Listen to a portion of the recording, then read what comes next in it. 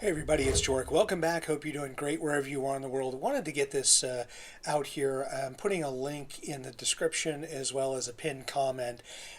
Some people have asked me and sent messages going, have you heard of any updates to the investigation to the Gloria Funicular that had crashed and had unfortunately killed several people? 16 people died from that accident. And is there any update or what's going on with the investigation? Well, it just so happened that there was something published in the last couple of days where I just wanted to show this to you, and it's the reason why I put it on the thumbnail. It's kind of shocking that the initial assessment report is that there was a cable failure which caused this crash.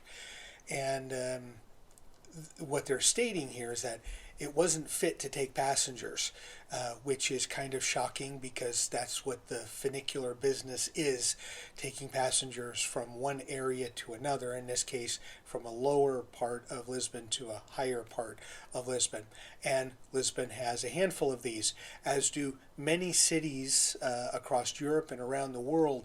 So it's not just what's going on in Lisbon, but my concern here is that they're saying that the information here is that the specifications did not comply for use. It was not certified for use in passenger transport facilities.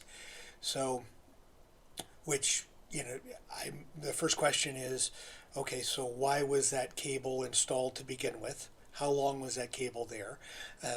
Are all of the other funiculars in Lisbon using the same cable that's not specified or fit for passenger use? Thinking of, it's this time of year where people that travel to Portugal are going to go to Nazaré to look at the big waves, and they happen to have a funicular as well. Is what system and what cable is used there. But I'm also thinking of other cities that we've been to, like Bergamo, Italy, Budapest, Hungary, that have funiculars. What systems do they use? What cables are in place? But I thought this was pretty astonishing because when I made an initial video, it got a lot of views, as did other people that made videos about it. And numerous people made comments, mostly locals, going, it's an accident, there's no one to blame, stop reporting on it, no one's at fault, there's no criminal issue here, no one should be held accountable.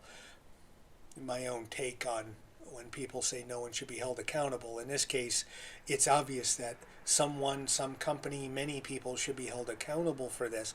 Now who knows with what goes on in Portuguese law if anyone will be, but I do find this very disconcerting. So I will say there's probably going to be a point in time where the funiculars are going to be up and running again. And if and when that happens, hopefully there isn't a situation that the cables and all of the specifications, the systems that are in place, are all for passenger use, which is what the damn thing's used for to begin with. And I think of the probably thousands of passengers that use it on or used it on a weekly basis, as well as the one in Chiado, also the one over in Graça area. I think of all of these, and we used all of them numerous times, not thinking twice about it. The only thing about them is you do get packed in like sardines. It is like Tram 28, where it's not only standing room only, but it's sort of, you can barely breathe sometimes. So I always thought that maybe they were overweight, meaning there was too much pressure being put on the cable, that might be the root cause of this. That doesn't seem to be the case. It does seem to be just a more simple answer, that the cable itself should have never been there to begin with. So I'm curious to see what more will come from this investigation, because the document, the company or the agency that investigates this, some Portuguese have messaged and said it's much like in the U.S. there's the NTSB when there's a plane that crashes and or something like that, transportation accident. The Portugal's Aircraft and Railway Accident Prevention and Investigation Office, that's the one that said that the installed cable did not comply with specifications. So somebody is at fault there. Either Keras, the company that manages the system, or the the company that installed the cable. Something went haywire here. So as more comes from this, you can read the article yourself here. I'll report on it. It's just something that it is something to take into account when you're traveling to different parts of the world. Doesn't matter. It could be in your own country too. That transportation. Sometimes when you're doing trams, metro cars, and subways or metro, depending on what term you use, they've crashed. I mean, accidents happen. Trains, planes, obviously, buses.